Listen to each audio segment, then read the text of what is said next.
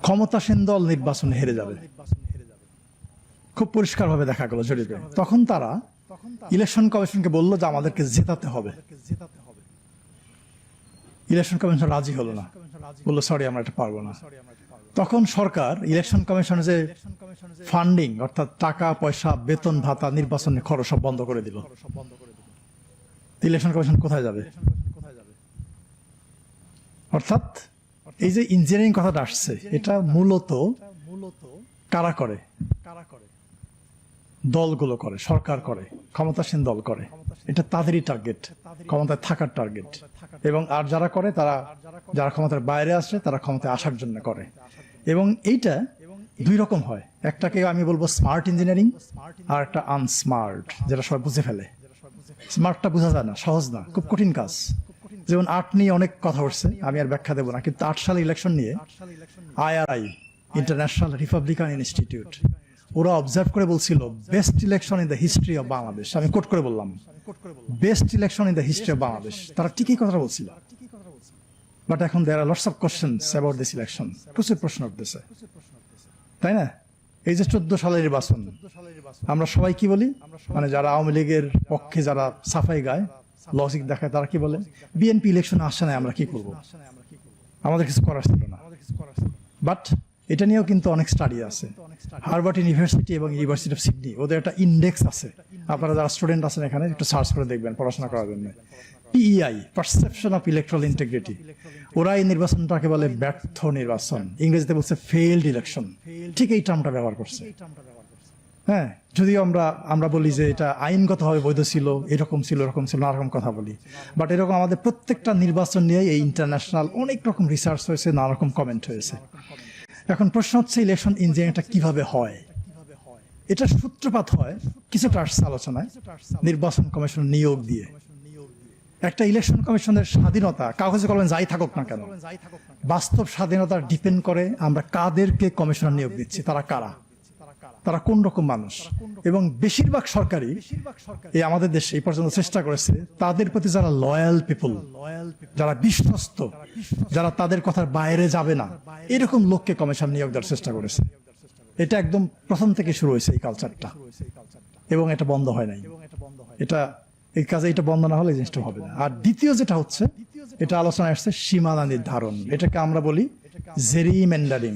জেরিমেন্ডারিং এটা হচ্ছে যে ওই যে ব্যারিস্টার সাহেব একটু বলেছেন, আমাদের নেসার আমিন একটু বলেছেন, যে কোন একটা এলাকাকে ধরেন যে এরা কোন একটা দলে ভোট দেয়, তাদেরকে পারপাসিভলি অন্য একটা এলাকায় নিয়ে যাওয়া, অন্য একটা আসন নিয়ে যাওয়া, যাতে করে ভোটের ফলাফলের মধ্যে এক ধরনের তারতম্য হয়, প্রভাব পড়ে। এটা আরেক রকম ইঞ্জিনিয়ারিং। আর এক রকম ইঞ্জিনিয়ারিং হচ্ছে যেটা এই মানে আমাদের হয়ে আসছে, এই জন্য আমি বলছি সরাসরি, পলিটিক্যাল পার্টির নিবন্ধন। অনেক ভুয়া পলিটিক্যাল পার্টির নিবন্ধন হয়েছে, কখনো কখনো রাষ্ট্রের উদ্যোগে করা হয়েছে। এইগুলোকে নিয়োগ দিয়ে নির্বাচনকে কোট আনকোট কম্পিটিটিভ করার চেষ্টা করা হয়েছে। এটা বিভিন্ন সময় হয়েছে, বিভিন্ন সালে হয়েছে। আর একটা ইঞ্জিনিয়ারিং যেভাবে হয়, মানে প্রসেসটা যেভাবে হয়, ভুয়া পর্যবেক্ষক সংস্থা বা পর্যবেক্ষক নিয়োগ, এভাবে হয়েছে অনেক। এই যে ধরেন যে 2024 সালের নির্বাচনে অনেক ভুয়া পর্যবেক্ষক সংস্থা ছিল, অনেক ভুয়া পর্যবেক্ষক কেন্দ্রে কেন্দ্রে ছিল, সেই এই তাদেরকে ব্যবহার করে কাজে লাগে এই কাজগুলো করা হয়েছে। তারপরে যে সাংবাদিকদের কথা আসছে, তাদেরকে এক্সেস না দেওয়া। আমাদের কিন্তু সাংবাদিক নীতিমালা আছে নির্বাচন কমিশনের, এই যে সাইম সাহেব হয়তো এটা ওইভাবে কভার করেন নাই, কিন্তু সাংবাদিকদের এক্সেস ওইভাবে দেওয়া হয় নাই, যাতে করে তারা ওই কি হয়েছে না হয়েছে কেন্দ্রের মধ্যে সেটা দেখতে না পারে। তবে এই যে কাজগুলো, এটা খুব কঠিন কাজ। কঠিন কাজ কি কারণে? আপনি ধরেন ওই যে সারিয়া সাহেব এটা দেখাইছে আপনাদেরকে, যে বাক্স ভরে গেলে পরিবর্তন, এটা কিন্তু খুব ডিফিকাল্ট একটা কাজ, সহজ না। কিভাবে? একটা বাক্স যখন ফাঁকা থাকে, অর্থাৎ আগামী নির্বাচন শুরু হবে কয়টায়? ভোট গ্রহণ সকাল 7:30টায়। তার আগে প্রত্যেক সহকারী প্রিজাইডিং অফিসার এই বাক্সের চারপাশে প্রথমে বাক্সটাকে সে ফাঁকা করে এনে দেখাবে। দেখানোর পরে উনি চারপাশে 4টা লক লাগাবেন। এই লকটা বাঁশের পাতার মতো চিকন, সবুজ রঙের, এবং প্রত্যেকটা লকের আলাদা নাম্বার আছে। এই নাম্বারগুলো ভোটাররা তখন উপস্থিত থাকতে পারে না, আনফর্চুনেটলি, বাট ওখানে থাকে পোলিং এজেন্টরা, পর্যবেক্ষকরা, সাংবাদিকরা, তারা থাকতে পারে। এই যে 4টা লক লাগালো, ওই নাম্বারগুলো সাধারণত পোলিং এজেন্টরা নোট করে রাখে যদি ইলেকশন ফেয়ার হয়, যদি পোলিং এজেন্ট থাকে। বাট আমরা তো দেখেছি অনেক নির্বাচনে পোলিং এজেন্ট ছিল না, কিংবা ডামি পোলিং এজেন্ট ছিল, তাই না? সো 4টা লকের নাম্বার ওনারা লিখে রাখে। তারপরে যখন এই বাক্সটা ভরে যায়, আর একটা লক মাঝখান লাগানো হয়, যেখানে ফাঁকা আপনি যেখান থেকে ব্যালট পেপার ঢোকাচ্ছেন ওখানে লাগানো হয়। তো এই 5টা লকের নাম্বারই পোলিং এজেন্টরা লিখে রাখেন, এবং যেহেতু তারা সারাদিন কেন্দ্রে থাকেন, গণনা করার সময় তারা আবার লকের নাম্বারটা মিলান যে ওই নাম্বারটা আছে কিনা লকের মধ্যে। কাজেই এই কাজটা কিন্তু অত সহজ না। এবং আর একটা বাক্স যখন দেওয়া হবে তখনও কিন্তু ওই একইভাবে 4টা লক লাগানো হবে সবার সামনে। কিন্তু 2000 মানে যখন ইলেকশনের এই যে ম্যানিপুলেশন হয়, ইঞ্জিনিয়ারিং হয়, তখন আর এই ঘটনাগুলো, এই যে এই প্রসেসটাকে ফলো করা হয় না। যেমন ধরেন যে প্রশ্ন উঠলো যে রাতের বেলায় ভোট হয়েছে 2018 সালে, এবং আমি এবং ব্যারিস্টার তাজরিয়ান দুইজনই জাতীয় নির্বাচন তদন্ত কমিশনের সদস্য। আমাদের প্রতিবেদন এখনো সাবমিট হয় নাই। মানে একটা বড় জিনিস হচ্ছে যে বাংলাদেশে এই যে ইলেকশন ইঞ্জিনিয়ারিং, এটা নিয়ে কিন্তু খুব বেশি স্টাডি হয় নাই। যেটা হয়েছে খুব সারা বাট খুব ওইভাবে যে কোনো রিসার্চ হয় সেই জিনিসটা হয় নাই। বাট তারপরেও আমরা চেষ্টা করেছি যে তদন্ত কমিশনের প্রতিবেদনে এগুলোকে কভার করার জন্য। কিন্তু যেহেতু আমরা প্রতিবেদনটা এখনো সাবমিট করি নাই সরকারের কাছে, এই জন্য এটা নিয়ে আমি ওইভাবে ডিটেল আপনাদেরকে বলতে পারবো না। বাট ইন জেনারেল আমি কিছু কথা বলেছি এবং আরেকটু বলার চেষ্টা করবো। মানে যেভাবে হয়, যখন আপনার এই ইঞ্জিনিয়ারিংটা হয়, এই যে ম্যানিপুলেশন হয়, ভোট জালিয়াতি হয়, এটা ভোট জালিয়াতি ইঞ্জিনিয়ারিং একটা পার্ট, তখন কিন্তু এই লক লাগানোর কোনো ধারণা থাকে না। হ্যাঁ, জাল ভোট গণহারে দিয়ে দেয়। যেমন ধরেন যে 2017 সালে আমি তখন একটা প্রতিষ্ঠানের পরিচালক, আমার মনে আছে গাজীপুর সিটি নির্বাচনের পরে প্রেস ক্লাব একটা মিডিয়া ব্রিফিং করলাম, এবং আমরা বলছিলাম যে গাজীপুরের 67% কেন্দ্রে কোনো না কোনো অনিয়ম হয়েছে। এই সাইম সাহেব আমাকে প্রশ্ন করেছিল তখন, মানে আমি তখন ডায়াসে বসা, যে তাহলে আপনি কি ইলেকশনকে ফেয়ার বলবেন নাকি বলবেন না? ঠিক এইভাবে কয়েকবার আমাকে প্রশ্ন করেছিলেন। এই প্রশ্নটা আমার একদম পরিষ্কার মনে আছে। তো ওই ইলেকশনের পরে একজন কমিশনার ছিলেন মাহবুব তালুকদার, নিশ্চয় অনেকের মনে আছে। উনি আমাকে ফোন দিলেন যে ডক্টর আলিম একটু চা খাবো আসেন। আমি কমিশনে গেলাম। উনি আমাকে বললেন যে আমি জানি ইলেকশন ইঞ্জিনিয়ারিং হয়েছে, বাট আমি ধরতে পারছি না, আমাকে হেল্প করেন। আপনার পর্যবেক্ষকরা যা দেখেছে ওই এভিডেন্স গুলো আমাকে দেন। তা আমি ওনাকে বললাম যে পর্যবেক্ষকরা তো চোখ দিয়ে দেখে, তাদের তো চোখটাই বড় এভিডেন্স। তারা তো ছবি তুলতে পারে না ভাবে, তাদের ছবি তোলার তো সুযোগ নাই। তারা তো কাগজপত্র আপনাকে সাবমিট করতে পারবে না, এই সুযোগটা নাই। এবং সারা দুনিয়ার পর্যবেক্ষণটা এরকমই হয়। তখন উনি আমাকে বললেন যে তাহলে আমি ধরবোটা কিভাবে? আমি তাকে বললাম যে একটা সহজ রাস্তা আছে, বাট আপনি পারবেন কেন জানি না। সেই রাস্তাটা হচ্ছে, যখন ব্যালট পেপারটা ইস্যু করা হয় তার কিন্তু 2টা পার্ট থাকে, এটা আপনার সবাই জানেন। ওই যে ব্যাংকের চেক বইয়ের মতো 2টা পার্ট, মুড়িপত্র থাকে আর কি, সহজ কথায়। যে পার্টটা দেওয়া হচ্ছে বা যে পার্টটা রেখে দেওয়া হচ্ছে বইয়ের সঙ্গে, 2টা পার্টের মধ্যে কিন্তু সিল থাকে। একটা সামনের দিকে থাকে, একটা পিছনের দিকে থাকে। মানে যেটা পার্টটা দিয়ে দেওয়া হচ্ছে ওটা পিছন দিকে সিল থাকে, স্বাক্ষর থাকে। আর যেটা বইয়ের মধ্যে আছে সেখানেও সিল স্বাক্ষর থাকে। তাহলে আপনি রিটার্নিং অফিসারকে বলেন এই যে ব্যালট পেপারগুলো ইস্যু করা হয়েছে ওগুলা আপনাকে দিতে, চেক করতে। আপনি চেক করলে বুঝতে পারবেন। তারপরে উনি আমাকে বললেন যে ওনাকে দেওয়া হয় নাই। উনি চেয়েছিলেন কমিশনের কাছে, কিন্তু কমিশন তাকে হেল্প করে নাই, রিটার্নিং অফিসার তাকে হেল্প করে নাই। তো এখন যখন এই জাল ভোটটা হয়, তখন কিন্তু মানুষ গিয়ে, যারা দুষ্কৃতিকারী, যারা ভোট জালিয়াতি করে, তারা ওই ব্যালট পেপার সিলে নিয়ে গণহারে সিল মেরে ঢুকায় দেয়। ওই সিলের ধার কেউ ধরে না। এই জন্য ওইভাবে ভেরিফাই করলে এইটা ধরা খুব সহজ হবে। কিন্তু আমাদের একটা বড় সমস্যা কি জানেন? আমাদের দেশে নির্বাচন শেষ হওয়ার খুব অল্প সময় পরে ইলেকশন কমিশন খুব দ্রুততার সঙ্গে গেজেট প্রকাশ করে দেয়। আর গেজেট যখন প্রকাশ করে তখন আর এটা ইলেকশন কমিশনের হাতে থাকে না, এটা চলে যায় আদালতে। অর্থাৎ কেউ যদি চ্যালেঞ্জ করে তখন তাকে আদালতে যেতে হবে, কমিশনের কিছু করার থাকে না। Which is a shortcoming of our legal framework. আমাদের আইনে একটা বড় দুর্বলতা।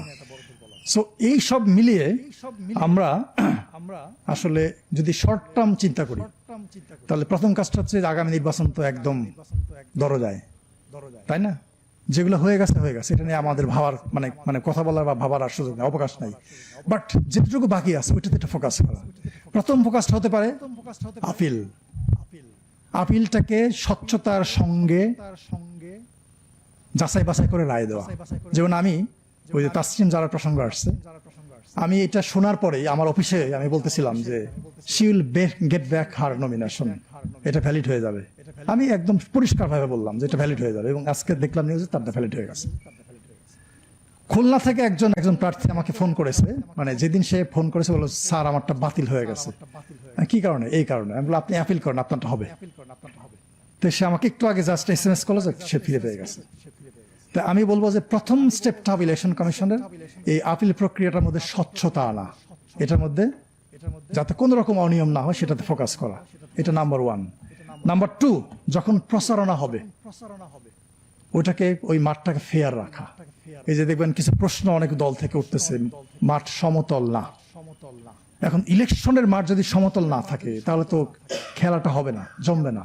আপনি একটা দলকে পাহাড়ের উপরে দিয়ে দিলেন আর একটা দলকে পাহাড়ের নিচে দিয়ে দিলেন, যে উপরে থাকে সে শুধু বল নিয়ে নিচে গোল দিতে থাকবে, আর যে নিচে আসে সে তো গোল দিতে পারবে না, বল উপরে উঠতে পারবে না। এই জন্য মাঠটাকে সমতল রাখা, এই দায়িত্বটাও ইলেকশন কমিশনের, তার যে হ্যান্ডস গুলো আছে তাদের দ্বারা এই কাজটা করে ফেলা। আর 3 হচ্ছে ভোটার উপস্থিতি। এই যে আমাদের সাইম সাহেব বললেন যে ব্যাপক একটা পার্সেন্টেজ, আমি 2 দিন আগে ইলেকশন কমিশন থেকে পরিসংখ্যান নিলাম যে আমাদের 18 থেকে 33 বছর বয়স পর্যন্ত ভোটার কত, 28%। এটা কমিশন থেকে আমাকে বললো যে 28% আছে। 28% ভোটার মানে তো বিরাট ব্যাপার, তাই না? এই যে আপনারা যারা ইয়াং আছেন, হ্যাঁ, এটা আপনারা মনে হয় যে এটা যদি আপনারা ঠিকভাবে ভোট প্রয়োগ করেন তাহলে ইলেকশনের ফলাফল অন্যদিকে চলে যেতে পারে। সো এটা একটা বড় ফ্যাক্টর। আর হচ্ছে ইলেকশনটা আলোচনায় আসছে, ইলেকশন কমিশন একা ইলেকশন করতে পারে না, অসম্ভব ব্যাপার। তার মাত্র 4000 কর্মকর্তা কর্মচারী আছে, আর দরকার হয় প্রায় 10 লাখ সব মিলিয়ে। কাজে যার যার যে ভূমিকাটা আছে, এই পলিটিক্যাল পার্টি বলেন, গণমাধ্যম বলেন, ভোটার বলেন, নাগরিক সমাজ বলেন, ইভেন ইন্টারন্যাশনাল কমিউনিটি, প্রত্যেকেরই যার যার রোলটা তাকে প্লে করতে হবে যথাযথভাবে। আচ্ছা, আর একটা হচ্ছে যেটা ইলেকশন কমিশনের সমালোচনা হলো, আমি বলবো যে ইলেকশন কমিশনকে খুব শক্ত ভূমিকায় নামতে হবে, খুবই শক্ত ভূমিকায়। মানে অর্থাৎ ছোট্ট একটা অনিয়ম দেখলেও অনিয়ম দেখার সঙ্গে সঙ্গে অ্যাকশন নিতে হবে। ভারতে আমার মনে আছে 2009 সালে কংগ্রেস ক্ষমতায় ছিল, একটা উপনির্বাচন হচ্ছিল কোন একটা এলাকায়। সালমান খুরশিদ তখন ইউনিয়ন ল মিনিস্টার, উনি গেছেন ওই এলাকায়, ওখানে যায় উনি ক্যাম্পেইন করছেন। ভারতের কোড অফ কন্ডাক্ট অনুযায়ী এইভাবে ক্যাম্পেইন করা যায় না। ইলেকশন কমিশন তাকে একটা নোটিশ দিল, কারণ দর্শাও নোটিশ, কেন আপনি ক্যাম্পেইন করবেন? উনি উত্তর দিলেন না, সালমান খুরশিদ। আর একটা নোটিশ দিল, উত্তর দিলেন না। কমিশন বসে থাকলো না, সে কি করলো? রাষ্ট্রপতির কাছে গেল ইলেকশন কমিশন, যে একজন মন্ত্রী আমাদের কোড অফ কন্ডাক্ট ভায়োলেট করেছে, আমরা অ্যাকশন নেব। হ্যাঁ, আমরা ইচ্ছা করলে নিতে পারি, বাট আপনি কিছু বলবেন কিনা বলেন। তারপরের দিনই সালমান খুরশিদ ইলেকশন কমিশনে এসে এইভাবে হাত জোর করে ক্ষমা চাচ্ছে যে আমি দুঃখিত, আর করবো না, ভুল হয়ে গেছে আমার। ছোট্ট একটা প্রবলেম দেখলে ইলেকশন কমিশন তার বিরুদ্ধে অ্যাকশন নিতে হবে। তাছাড়া এই ছোট ছোট ভুল থেকে বড় বড় ভুল যখন হবে তখন সবকিছু এলোমেলো হয়ে যেতে পারে। আর একটা হচ্ছে পোলিং এজেন্ট। এই যে পলিটিক্যাল পার্টির যে এজেন্ট গুলো থাকবে, প্রত্যেক বুথে, প্রত্যেক ভোট কক্ষে একজন করে এজেন্ট থাকবে, তাদেরকে শক্ত ভূমিকায় অবতীর্ণ হওয়া, অর্থাৎ কোন রকম অনিয়ম হলে সঙ্গে সঙ্গে প্রতিবাদ করা, কমপ্লেন করা। এই যে সোশ্যাল মিডিয়ার কথা আসছে, এগুলোতে পাবলিশ করে দেওয়া। আর হচ্ছে পর্যবেক্ষক এবং সাংবাদিক, এখানে তাদের একটা বিশাল দায়িত্ব আছে। পর্যবেক্ষকরা কেন্দ্রে কেন্দ্রে যাবে, গার্ড হিসেবে কাজ করবে, সাংবাদিকরাও তাই গার্ড হিসেবে কাজ করবে। কাজেই তাদের এই গার্ড দেওয়াটা হইতে হবে শক্তিশালী, যাতে করে তারা সবকিছুতে পাহারা দিতে পারে। আর আপনারা যারা আছেন ভোটারদের একটা লিমিটেশন হচ্ছে, এই যদিও আসলে পাহারা দিবেন, কিন্তু পাহারা কিন্তু আপনারা ভোট কেন্দ্রের ভেতরে গিয়ে দিতে পারবেন না। আইনটা হচ্ছে যে ভোট কেন্দ্রের 400 গজের বাইরে থাকতে হবে। আপনি ভোট দেওয়ার জন্য যেতে পারবেন, আবার ফিরে আসতে পারবেন, বাট পাহারাটা আপনার দিতে হবে ভোট কেন্দ্রের 400 গজের যে বাউন্ডারি তার বাইরে।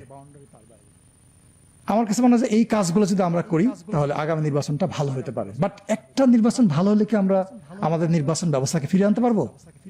অসম্ভব। ওই যে আমাদের শিহাব সাহেব বললেন যে 2001 সালের নির্বাচন মোটামুটি গ্রহণযোগ্য, তার আগে এখনো